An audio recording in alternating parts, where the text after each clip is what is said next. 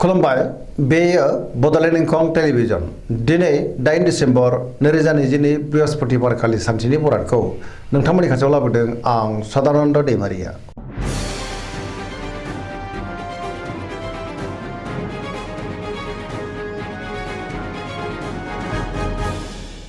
सिगां फरायनो लादों मेष राशि गिबि हांखो अ ल दिनैनि साना जोबोर मोजां गोथों आरो गोग्गो साननो रोंगोन गियाननि आंखाल जानाय नङा सोरजोंबा बाख्नाय जानोबो हागौ बयजोंबो अनजागोन आरो अनसायजागोन नखराव दिनै अननानै फैगोन बिमा बिफानि अननाय आरो बोरखौ मोननो हागोन जेरावबो जाफुंसारगोन मावनो लानाय खामानिखौ थि समावनो आरो गोरलैयैनो मावफुंनो हागोन गोसोखौ दिनै जोबोर गोजोननाय मोनगोन देहाया मोजाङैनो थागोन बहानिफ्रायबा मोजां खौरां फैनोबो हागौ रांखावरियाव मोजां बेफार फालांगियावबो मोजां गोबां आय जानोबो हागौ सोरबा लोगोनिफ्राय थोजासे हेफाजाब मोनगोन गुबुननि थाखाय गोबां मोजां खामानि मावनानै होनोबो हागोन बहाबा थाङोब्ला दिनै जोबोर मोजां आरो मोजाङैनो हान्थिनोबो हागोन गुबुननि गोसोखौ गोरलैयैनो बोनोबो हागोन गोसोनि बोलोआ बांगोन समाजाव बयजोंबो अनसायजानो हागौ लाइमोनफोरा मोजां खौरां मोनगोन आरो गोसोआ दिनै जोबोर रमान्टिक जागोन पजिटिभ एनार्जिनि गोहोमबो गोग्लैनो हागौ फरायसाफ्रा फरायनायाव गोसो दुंखांगोन आरो मोजां फिथाइ मोनगोन। वृष राशि गिबि हांखो इ अ ब दिनैनि साना मोजां आरो गाज्रिनि गेजेरजों बाबेलांगोन गोसोखौ दिनै जोबोर उसाव बादाव मोननो हागौ गोसोनि बोलोआबो दिनै लोरबां जानो हागौ मावनो लानाय खामानिखौ मावफुंनो हागोन समाजाव मान मोनगोन रांखावरियाव मोजां अब्लाबो नाथाय खरसायाबो बांनो हागौ बेफार फालांगियाव मोजां होनजायो नखराव दिनै बिसि फिसायनि गेजेराव अननानै फैगोन देहाया दिनै बारा मोजां थानाय नङा गोबां रोखोमनि देहायारि जेंनाजों मोगा मोगि जानांनोबो हागौ जानाय लोंनायाव सांग्रां जानांगोन सोरनिबा थाखाय नाङा फाङा जेंनायाव गोग्लैनांनोबो हागौ गुबुननि गाज्रि नोजोर थानोबो हागौ सांग्रां जानाया गाहाम सोरबा लोगोनिफ्राय गाज्रि खौरांबो फैनो हागौ गोसोनि साननाया देबार नांगोन बहाबा थाङोब्ला लामा सामायाव सांग्रां जानांगोन नेगेटिभ एनार्जिनि गोहोमबो गोग्लैनो हागौ।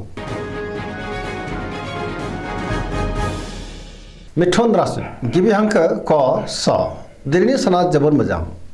गोसोखौ दिनै जोबोर गोजोननाय मोनगोन गुबुनजों अनसायजागोन बहानिफ्रायबा मोजां खौरां फैनोबो हागौ गोबां मोजां खाबुखौबो दिनै मोननो हागौ गोबां बिथिङावनो जाफुंसारगोन गोसोआ दिनै जोबोर खुसि जागोन गोसोआव गोथों आरो गोग्गो साननाय फैगोन गियाननि आंखाल जानाय नङा देहाया मोजाङै थागोन रांखावरियाव मोजां बेफार फालांगियावबो मोजां होनजायो गुबुननि थाखाय गोबां मोजां खामानि मावनानै होनोबो हागोन सोरजोंबा बाख्नाय जानोबो हागौ गोसोनि बोलोआ बांगोन मावनो लानाय खामानिखौ थि समावनो आरो गोरलैयैनो मावफुंनोबो हागोन सिगांनि बबेबा आद्रा खामानिखौबो मावफुंनो हागोन गुबुनजों मोजां सोमोन्दो लाखिनो रोंगोन सेंग्रा सिख्लाफ्रा जोबोर रमान्टिक जागोन आरो गावबा गावनि गोसोनि साननायखौ फोरमायलायनोबो हागोन पजिटिभ एनार्जिनि गोहोमबो गोग्लैनो हागौ। कर्कट राशि गिबि हांखो ड ह दिनैनि साना जोबोर मोजां गोसोखौ दिनै जोबोर गोजोननाय मोनगोन माबा मोनसे मोजां खौरां फैनोबो हागौ समाजाव लोगो लेवा बांगोन सोरबा गोजाम लोगोजों बहाबा लोगो मोननानै गोसोआ दिनै जोबोर खुसि जागोन गोसोनि साननायखौ गुबुननो फोरमायनो हागोन गोसोआव पजिटिभ साननाय फैगोन मावनो लानाय खामानिखौ थि समावनो आरो गोरलैयैनो मावफुंनो हागोन सिगांनि बबेबा आद्रा खामानियाबो दिनै मावफुंजानो हागौ रांखावरियाव मोजां बेफार फालांगियावबो मोजां होनजायो आयाबो बांगोन नखराव दिनै अननानै फैगोन देहाया मोजाङैनो थागोन अब्लाबो नाथाय जानाय लोंनायाव सांग्रां जानांगोन फरायसाफ्रा दिनै फरायनायाव गोसो दुंखांगोन आरो मोजां फिथाइ मोननोबो हागोन लाइमोनफ्रा जोबोर खुसि जागोन आरो बहानिफ्रायबा मोजां खौरांबो मोननो हागौ।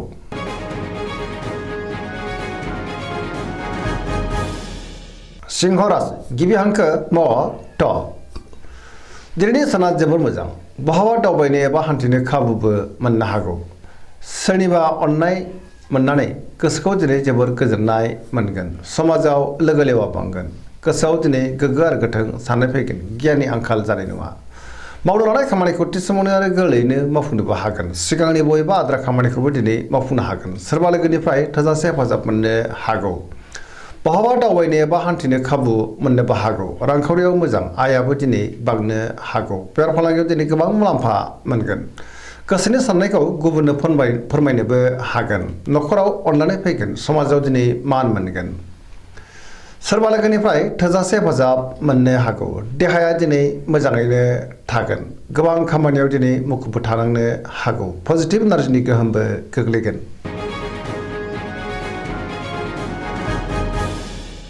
कन्या राशि गिबि हांखो प ट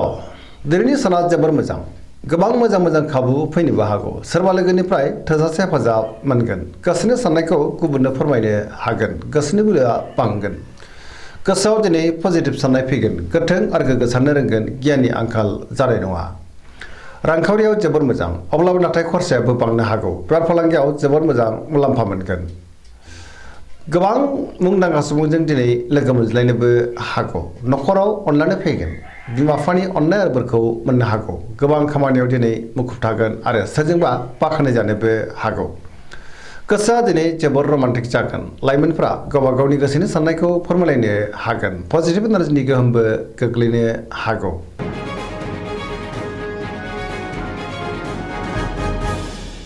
तुला राशि गिबि हांखो र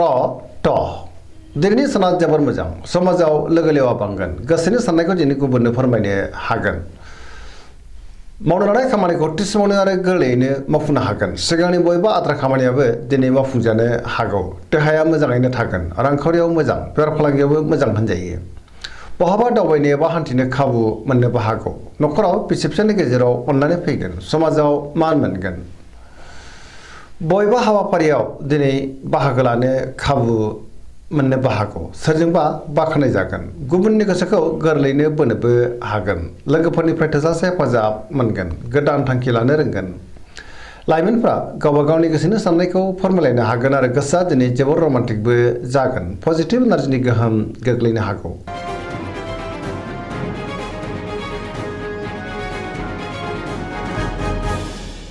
वृश्चिक राशि गिबि हांखो न स दिनैनि साना जोबोर मोजां गोसोआव पजिटिभ साननाय फैगोन गोथों आरो गोग्गो साननो रोंगोन गियाननि आंखाल जानाय नङा सोरजोंबा बाख्नाय जानो हागौ गोसोखौ दिनै जोबोर गोजोननाय मोनगोन समाजाव लोगो लेवा बांगोन सोरबा गोजाम लोगोजों बहाबा लोगो मोनज्लायनोबो हागौ गोसोआव दिनै गोग्गो आरो गोथों साननाय फैगोन गियाननि आंखाल जानाय नङा मावनो लानाय खामानिखौ थि समावनो आरो गोरलैयैनो मावफुंनोबो हागोन गुबुननिफ्राय थोजासे हेफाजाबबो मोननो हागौ गोसोनि साननायफ्रा मोगथाङाव जाफुंगोन गोसोनि बोलोआबो बांगोन समाजाव मान मोनगोन रांखावरियाव मोजां अब्लाबो नाथाय खरसायाबो बांनो हागौ गोबां मुंदांखा सुबुंजों दिनै लोगो मोनज्लायनोबो हागौ बेफार फालांगियाव जोबोर मोजां मुलाम्फा मोनगोन देहाया मोजाङै थागोन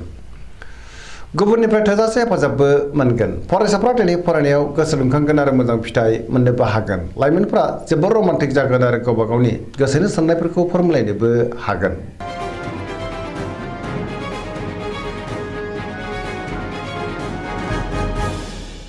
धनु राशि गिबि हांखो ध फ भ दिनैनि साना जोबोर मोजां बयजोंबो गोरोबनो रोंगोन आरो मोजां खौरां फैनोबो हागौ गोसोआव दिनै गोग्गो आरो गोथों साननाय फैगोन गियाननि आंखाल जानाय नङा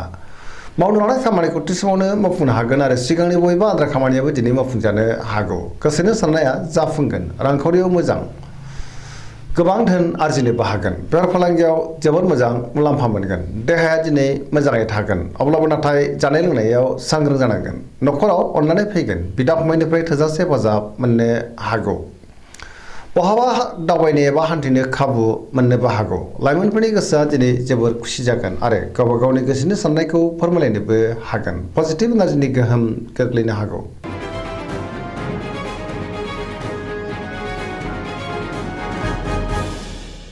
मकर राशि गिबि हांखो ख ज दिनैनि साना जोबोर मोजां गोसोखौ दिनै जोबोर गोजोननाय मोनगोन गोसोनि बोलोआ बांगोन गावनि गोसोनि साननायखौ गुबुननो फोरमायनोबो हागोन मावनो लानाय खामानिखौ थि समावनो आरो गोरलैयैनो मावफुंनो हागोन माबा नङा माबा मोनसे मोजां खौरां मोननोबो हागौ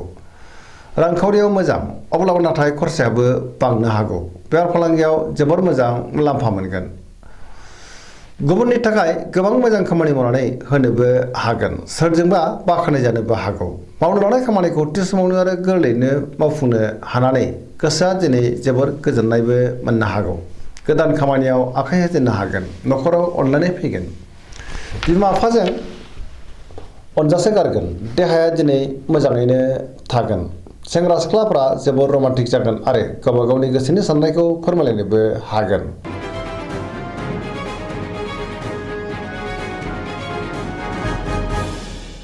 कुम्भ राशि गिबि हांखो ग स दिनैनि साना जोबोर मोजां न'खराव अननानै फैगोन गुबुननि थाखाय गोबां मोजां खामानि मावनानै होनोबो हागोन सोरजोंबा बाख्नाय जानो हागौ माबा नङा माबा मोनसे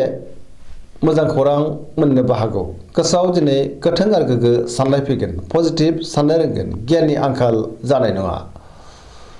मावनो लानाय खामानिखौ थि समावनो आरो गोरलैयैनो मावफुंनोबो हागोन समाजाव मान मोनगोन गोबां मुंदांखा सुबुंजों दिनै लोगो मोनज्लायनोबो हागौ रांखावरियाव मोजां अब्लाबो नाथाय खरसायाबो बांनो हागौ बेफार फालांगियाव जोबोर मोजां मुलाम्फा मोनगोन सोरजोंबा बाख्नाय जानो हागौ गुबुननिफ्राय थोजासे हेफाजाबबो मोनगोन बिमा बिफानि अननाय आरो बोरखौ दिनै मोननो हागौ बहाबा थांनो एबा हान्थिनो खाबु मोननो हागौ आरो मोजाङैनो हान्थिनोबो हागोन पजिटिभ एनार्जिनि गोहोमबो गोग्लैनो हागौ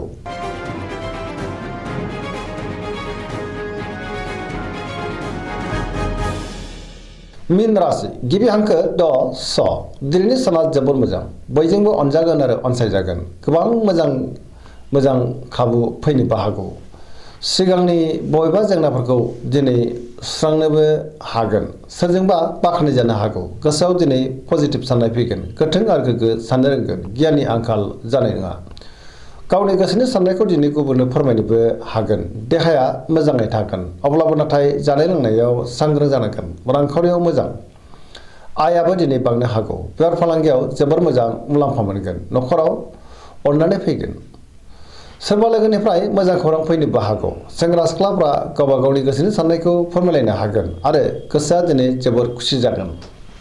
फरायसाफ्रा फरायनायाव गोसो दुंखांगोन आरो मोजां फिथाइ मोननोबो हागोन पजिटिभ एनार्जिनि गोहोम गोग्लैगोन सरासनस्रायै दिनैनि साना जोबोर मोजां आरो मोजाङैनो बारग'लांगोन